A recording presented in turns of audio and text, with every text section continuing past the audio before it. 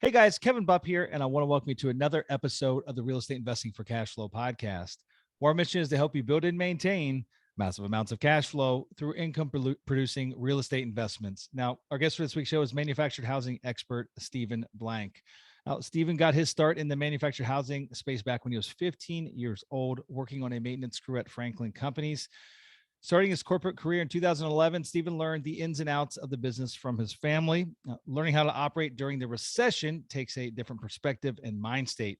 Once the industry consolidation started, Stephen branched out and helped grow two of the fastest growing operators in the country, where he led the operations of multiple large portfolios and was involved in 80 MHC acquisitions and or sales. Now, after founding Blank Family Communities in 2019, Stephen has helped create the premier third-party management company in the manufactured housing space. Now managing more than 5,000 units across the country, Blank Family Communities prides itself on providing safe and affordable housing to their residents and helping their clients achieve maximum profitability through technological efficiencies and industry expertise. And so, guys, I'm excited to get on to the show with Stephen, but before we do, just a few quick housekeeping items to run through.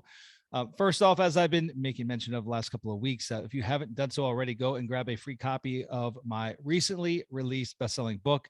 It's called The Cash Flow Investor: How to Create Financial Freedom Investing in Commercial Real Estate. Again, just released it a few months back, and it is for sale on Amazon for $20 in print form. So if you definitely want the physical copy, you can go do that. But for my tribe of cash flow investors here on the Real Estate Investing for Cash Flow podcast, I also made a free version available for you, which you can download by going to kevinbupp.com/free book. Again, that's kevinbupp.com/free book. In addition to that, guys, if you're an accredited investor and you have an interest in partnering with me and my team, head on over to investwithsunrise.com to learn about the many different opportunities that we have and how we can work together. And not only do we have a stout pipeline of active deals at present time, but our current offering, which is the SCI Growth and Income Fund 3, currently has over $20 million of sweat equity that we built since its inception. These are deals that are already in the fund, already operating, already providing quarterly distributions and cash flow. And so again, if you want to invest in deals that have cash flow today, go over to investwithsunrise.com. And now with that, guys, I'd like to welcome Stephen Blank to the show. Stephen, how you doing, my friend? I'm doing very well, Kevin. Thanks for having me. Yeah, excited to have you here and excited to learn about everything and anything related to managing mobile home communities. Now, I've always given my perspective and my opinion on the show because that's, we've got a vertically integrated property management group, but you guys have done it at a fairly large, massive scale. But not only that, you've been in the industry for many, many years now. I mean, in fact, almost generational. You were back in it at an age when it was a very different industry than what it is today. And so really excited to get your valuable insights as it relates to, again, everything and anything related to manufactured housing. And so with that, Stephen, I gave you a brief introduction, bio of your background. If there's any additional gaps that you'd like to fill in now, or just, more so tell our listeners a little bit more about yourself and ultimately what it is you do. Yeah, absolutely. So my family got into the MH space 35 years ago. Mm-hmm. So they owned and operated Franklin Companies, where I got my start for 35 years and sold to private equity in 2018. So they sold 2,500 sites in 2018 to Meritus, which has since been purchased by Yes. And then I had worked for a couple very large operators and learned the business from my family, and then got the great experience from working with M. Shapiro, which is the nation's largest third-party operator, and then Meritus, which has since been purchased by Yes, and then briefly for Haven Park out west.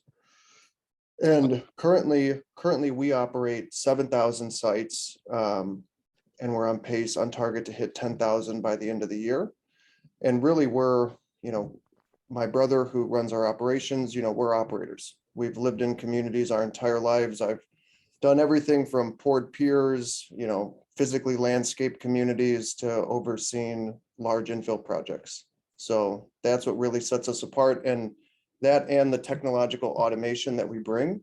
Mm-hmm. So what we know that we can do better than a small owner operator, is we come at it with scale. So if you own 200, 500, 1,000 sites, your management company is going to be at a loss.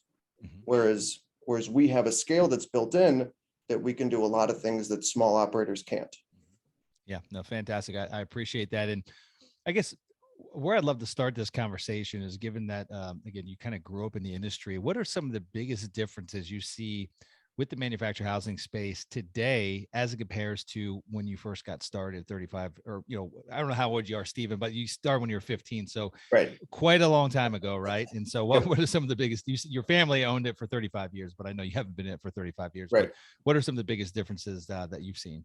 So it's no secret that manufactured housing has just exploded, both from the bonus depreciation standpoint and just the consistent cash flow.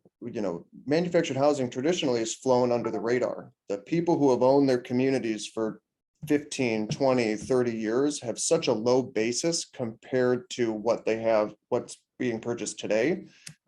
That's the largest difference. So the profitability of an old school portfolio is going to be so much greater. So you see all these guys that are living large with relatively small portfolios. That would be the biggest difference, I would say, is the acquisition basis that people used to be in is not what they're in today. And then also the stigma used to be a lot worse for manufactured houses. So the manufacturers have done a fantastic job of upgrading the product. And then we as an industry have done a good job of really advertising how, it's not grandma's trailer anymore, and how we can now beat out apartments. Whereas when I started, we could not. Sure. No, that's great. I appreciate that. And yeah, I'd love to speak to the consolidation race that's happening. And it's really, I guess you could say, I don't know if you want to say it started a decade back, because it really didn't. I feel like a lot of the fuel really got put on the fire in probably the past 5 to 7 years. And so just again, lots of private equity, institutional capital trying to pour its way into this space that has a very significant supply demand imbalance, right? More and more demands trying to come in, but no new supply is really coming onto the marketplace. And so, um, one of the biggest questions that comes out of that, and again, now that's not under the radar, are a lot of folks are like, oh, is there still opportunity out there? Is there still an opportunity for me, private investor, smaller time investor, to actually find a deal that actually still pencils and makes sense? What's your answer to that? So with the consolidation, it made perfect sense that manufactured housing was a target. Apartments have been institutionalized for years, whereas manufactured housing was still largely fragmented. And still to this day, the level of mom and pop owners comparative to apartments or, single family home portfolios is a massive imbalance. I go through deals with small investors all the time, and there absolutely are still deals to be had, but people are, I would say, unrealistic in the expectation of what it actually takes to operate a manufactured housing community. So you'll see income expense ratios on a 100-site community or a 70-site community, and they're claiming underwriting 30%.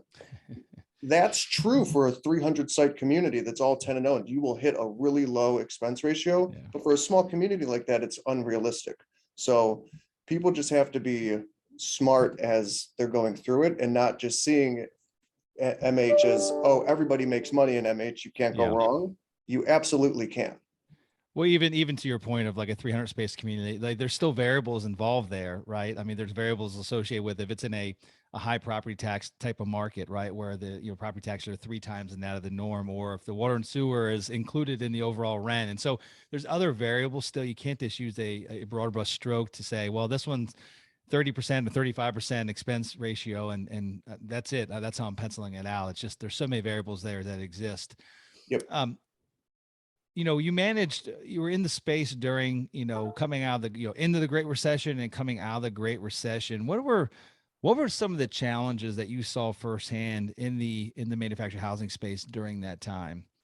So when I graduated college in 2011 and started working for my family, my first job was in corporate. I was the mortgage loan originator's assistant. So I did all the paperwork for those deals, and 40% of loans came back.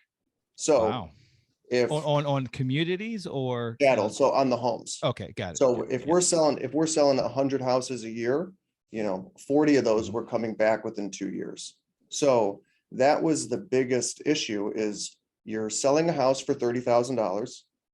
you're going to take it back where they've only been paying down the interest essentially. So you're going to take it back at $32,000, have to put $5,000 into it for renovation, and then sell it at a depreciated value. So we were losing a lot of money.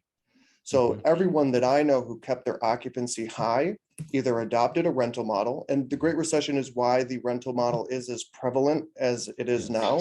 Because before the Great Recession, you only rented if you weren't good enough to sell your houses. Whereas 08 changed that landscape. Now renting houses became asset protection, and selling houses was a lot more difficult because all the lenders, chattel lenders, went away, except for 21st Mortgage, essentially. Yeah. Yeah. I mean, we bought a number of communities in 11, 12, 13, and 14 that had major vacancies as far as vacant lots are concerned. If you went back on the historical imagery on Google Earth, a lot of you guys might not know, but Google Earth is a really cool feature. I don't know what they call it, but basically you can dial back the different satellite imagery. Sometimes it goes back as far as like 20 years. And you can look at a community and see, its progression over time or its regression as far as the occupancy is concerned. And again, the operators or owners that couldn't change course and adopt that rental model, or didn't have the capital actually to keep those homes in the park to where they weren't getting yanked out and repoed, right? If they either didn't want to adopt that rental model because like they just got into the industry, they're like, I don't want to own the homes, I just want to own the land. And then also, or didn't have the capital to buy those homes got yanked out. And all of a sudden they saw a very significant portion of their revenues go down the toilet. And as we know, I guess if you're in the industry, if you're listening to your industry, you know how expensive it is to get a home back in your community. And so you want to do everything within your power to keep that home in the community. If that means you buy it, then you buy it and you adopt either a rental or a rent to own or, an outright sale type of model. And so are there any other challenges that you saw during the recession outside of the chattel itself? Well, collections obviously dropped, and and just to take a step back, I look at the satellite imagery of every community that we take over, because you have to assume that if there's concrete on a vacant lot, there was a house there at one point, and chances are it left between 2008 and 2012. So the other biggest challenge is collections. When an economy suffers, largely our residents suffer first, which goes against what you would hear with in a recession, you want to be in affordable housing. That's true to some extent, but for the existing residents that are in your community, your residents are going to be hurt first by a negative economy. So evictions go up, collections go down, and it creates you need to have a much tighter ship than operating when times have been good, like in the last few years. Yeah. So talk to me about the catalyst to actually start your own property management company. You mentioned you worked for some of the largest operators out there, largest property management groups out there. What really was the push for you to start your own? I had a conversation with my boss at the last company that I worked for, and we basically had differences in opinions. And I noticed this isn't my portfolio. I can't make this decision. So I decided that I'd worked for a bunch of different people, and I think I was ready to be my own boss. And that's what really caused me to jump. Was that conversation related to something you felt could be done differently or be done better that ultimately the rest of the company didn't agree to? Or is just, we don't have to go into super details there, but Right. that's really the catalyst, right? Like I think I can do this better, or there's another reason as to, why I'm ready to go out and do my own thing. So it was a multitude of things. So I'd left Meredith, and then I got a job right away, and both jobs in a short amount of time kept saying the same thing of, you really have a great idea on how manufactured housing communities should be run. And you have these ideas of, since you were little, of wanting to be your own boss. So why are you going to just beat your head against a wall and do things in a large corporate environment, which was the best paying, still is, if you're not going to work for yourself. So I was in the perfect situation of what I had always wanted to be, a director at a large company with room for advancement. Still wasn't happy. And then it just compounded where I don't even remember what the conversation was necessarily about, but I said, I think that I could do this better myself. Yeah, no, fair enough. So let's talk about that. Let's talk about what really sets your company, your property management company, apart from the competitors that are out there. So What are the unique attributes? yeah, so the first thing that I have to say is that my brother who runs the operations is our like secret sauce. He does a fantastic job of taking our rent manager and taking it to a different level. So our technological automation is very good. So everything that you could possibly do online and be paperless, we are. The person who runs our finance department's got his MBA from the University of Michigan.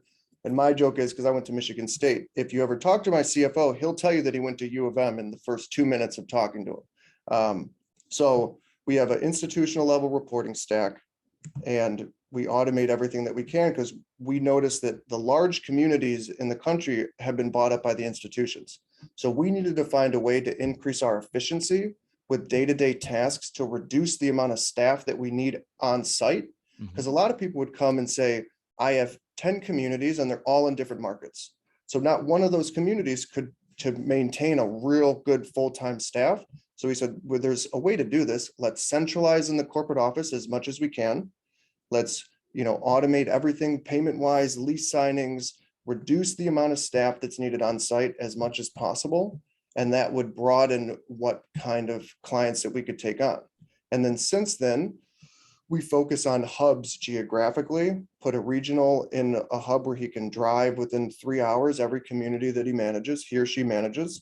And it's been very successful thus far. So how many sites do you need to oversee before you can justify having a hub in that respective region? Great question. So we build in a certain profit margin that we need each regional to oversee. And that number would be about 300 sites. And we like to centralize it to where there is some on-site staff present, because our corporate staff can't field day-to-day calls. We do have some outsourced call centers available, but we'd like to have as many communities nearby as possible. Yeah.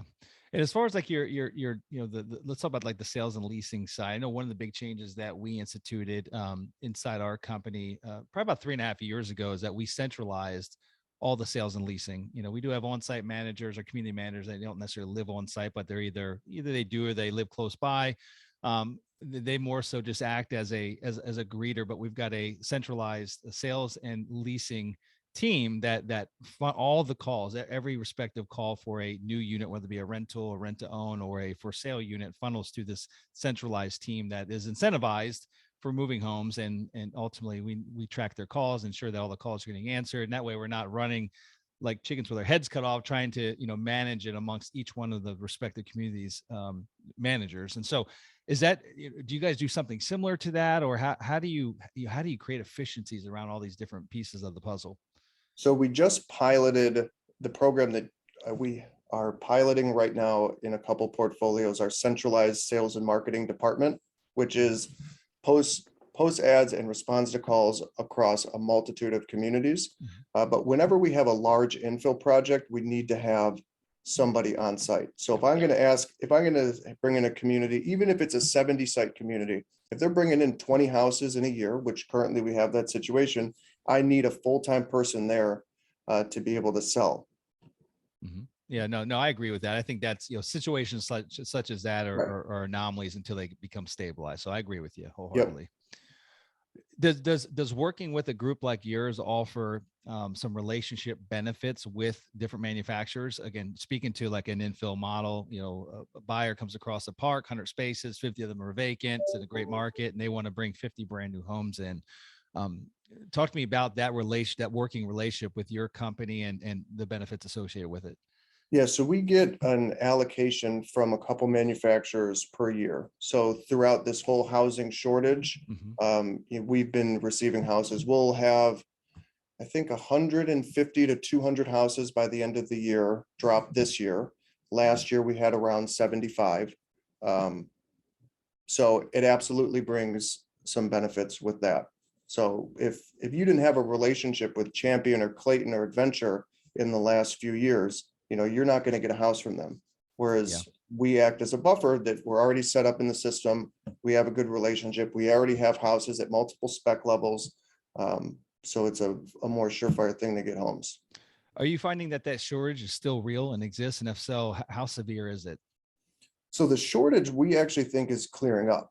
So we're getting additional houses offered to us by multiple manufacturers, and the lead times are becoming less and less. So if you ordered a house this time last year, they would have told you 6 to 12 months, depending on the manufacturer. Whereas now, like down south in Alabama and Tennessee, we can get houses in 8 weeks. Wow, that's great. That definitely is a 180-degree turnaround. Absolutely. Yeah, fantastic. Talk to me about staffing. Have you had any challenges around staffing, whether it be on your executive level or even at the community level? So that's been the largest issue since COVID. So maintenance staff is very difficult to hire for now. The rates that we're paying now have gone up 30%. Good community managers are extremely difficult to find. Hiring in manufactured housing historically has been difficult if you want experience in manufactured housing, because it's a niche form of real estate. And the overall the employment shortage has made it difficult. But we went on a hiring spree in the last 3 weeks and we've hired more staff than we have in the last 6 months. So there's a few indications that we're seeing that the economy is softening, and employment is becoming easier to find. Yeah, we've had the same challenges, mostly revolving around labor, maintenance staff, handling, home renovations and things of that nature. And it's I'd say it's almost across the board throughout many different states that we own communities in. It's been quite a challenge to find quality staffing that actually show up and get the job done, and even at the much higher pay rates that we're offering. So hopefully that subsides here in the coming months and year, and it's a little easier to find that talent that we're looking for. What is there any chatter that you're hearing? So obviously you deal with owners on a day by day basis, owners of manufactured housing communities. I'm sure probably all different sizes, probably, those that own just one community and those that own a portfolio of communities. Is there any chattel not chattel, but any chatter that you're hearing related to, a market correction or softening, or even, how they're navigating, this interest rate volatility that we're seeing? And if so, I'd love to hear your feedback on it.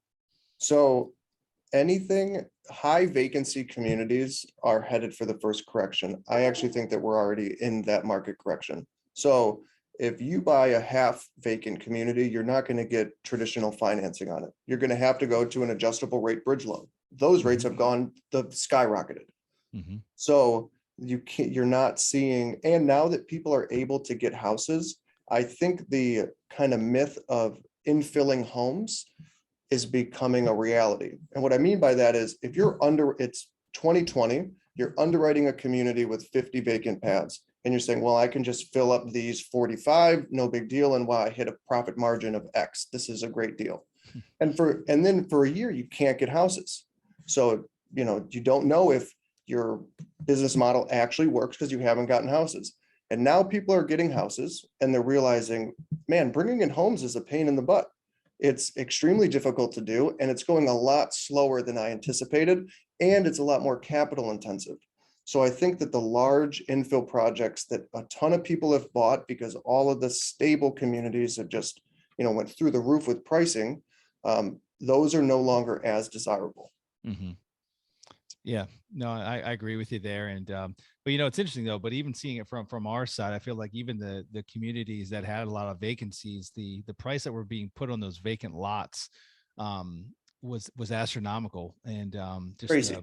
yeah. I mean, again, we're always slow, methodical buyers. We buy what makes sense. And if there's a slight bit of risk in there, we move on to the next one, and I've seen a lot of deals that have traded that traded millions upon millions of dollars higher than what our highest offer was. And we're never the most aggressive buyers, but I feel like we put a buffer, a margin of safety in there, a little buffer in there. And it didn't seem like a lot of other groups were doing as much over the last 2 years.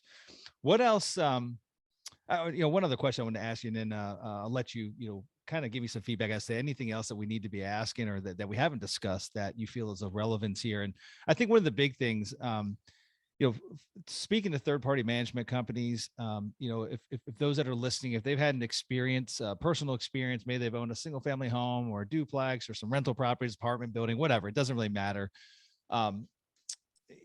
A lot of them self-manage, and that's great. Some of them use a third-party management company. And then there's a contingent that used a third-party management company at some point in time and ended up with a distaste. And maybe that was not maybe, but a lot of times that's due to a lack of an alignment of interest between the property management company and the owner, whatever that might be.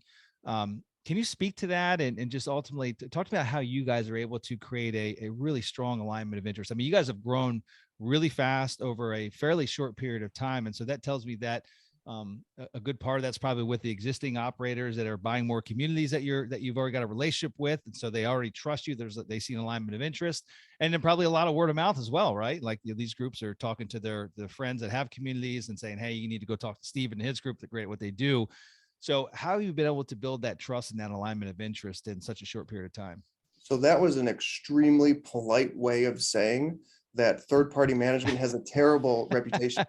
Yeah, And there you go. And a mentor of mine, her company third-party manages, I think it's 50,000 apartment doors. Uh-huh. And I asked her if her industry had the stigma as well. And she said, yes. So and I've actually read some of your stuff and heard some of your stuff where the alignment is brought up, where we get paid based on income, not NOI. So, and that is a misalignment, but the way that we look at it is we build in expense ratios on the front end to say, this is where we think your community can be. And this is the collection percentage that we're shooting for. Mm-hmm. So as long as if we hit these numbers, these metrics, that's what we are really going for. Obviously, we're shooting for the most income possible, so we get paid the most possible. Sure. And that is a complete alignment. And if the community's not making money, guess what's going to come into the crosshairs? The management. So we don't want to be in that situation. So our portfolio with some extremely low performing communities and tertiary markets, we're above 92% collected. On a month-to-month basis. With our kind of newer things, we're above 95%, which is on par with some of the highest owner operators in the industry. So we're all about results. Mm-hmm. And at the end of the day, if your community's not performing, you're going to do one of two things. You're going to go somewhere else, or you're going to bring it in-house. Sure. And we've never had a client fire us. We've left, and we do no advertising. I'll post on LinkedIn some, but I'm at almost every conference, but we don't do any advertising because we think that if this is such a tight knit community, that if we do a good job for somebody, they're going to talk, and especially to brokers. And that has been our experience thus far. Yeah, no, that's fantastic. I appreciate that. And is there anything else, Stephen, that we haven't hit on today that you feel would be relevant for our listeners to know?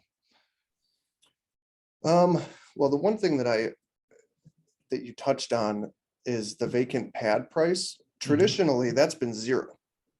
Unless you're in a rock star market, historically, past 10 years ago, you didn't pay anything for a vacant site. The fact is, I was looking at it as a liability sometimes. Like, hey, right. I got to maintain this. I'm paying property taxes on this. Yep. And yeah, it's interesting how that's again, switched really 180. So now you got 10,000, 20,000, or 30,000 a vacant pad if you're in a good enough area where it's, well, you tell me that I have to spend another 70,000 to put some income on there, and it's not even a sure thing, but I'm going to pay full price for it. And that is a huge issue.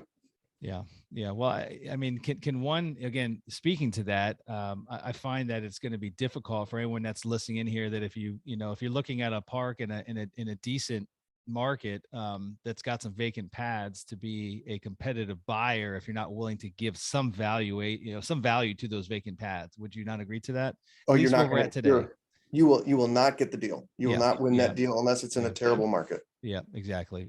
So one last thing we didn't hit on, we talked a little bit about kind of the, how ultimately the rental model came about back during the chattel crisis. It was kind of by necessity.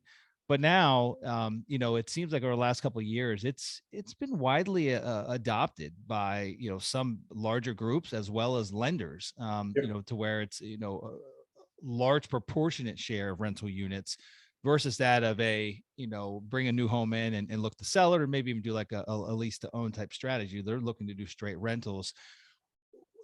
Do you think does that got a long lifespan? I mean, is that an opportunity for folks that are looking to get into the space? That, again, speaking to the looking for parks that have vacant lots, if it's in a good strong market, I can bring these units in here. Although I might be into them for $70,000, if it's in a market where I'm getting $1,200 a month for a 3.2 or $1,300 a month for a 3.2, those economics still work. And You're so, above a 10% return. yeah. So is that a viable business model?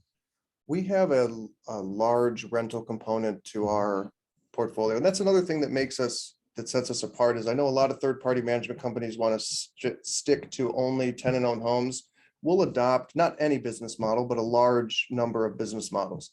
We're a huge proponent of rental homes, especially if you're trying to add occupancy quickly and you're not in Austin, Texas, or Florida, where you can sell a house for $20,000 profit. Yeah. If you're in the Midwest, a lot of places in the South, and just most places in the country that aren't destinations, you're going to sell that house for at best break even. Whereas a rental, you can move them a lot faster and hit a 10 to 15% return. Mhm. So my one thing is if that house is 30 years old, don't rent it. You're going to have so much liability as a landlord in that house. But new homes, you're going to have very little renovation expenses and occupied repairs in the first 3 years. And then in the meantime, you can pay that house down if you finance it. And then you can sell it in 5 years, 10 years, and actually have it be a big profit center. But I think if the lenders continue to adopt higher park-owned home income, then that's going to compress those cap rates. Because right now, lot rent cap rates are a lot lower than park-owned home cap rates. And some lenders completely throw out the park-owned home income. As that gets more popular, the park-owned homes, if it gets to where it can compress near to what lot rent is, it's going to make this part of the business stay and continue to grow in popularity. Yeah, agreed. Well, Stephen, it's been a lot of fun having you. I really appreciate you coming on the show. For those that want to learn more about you and your services, where is the best place to find you?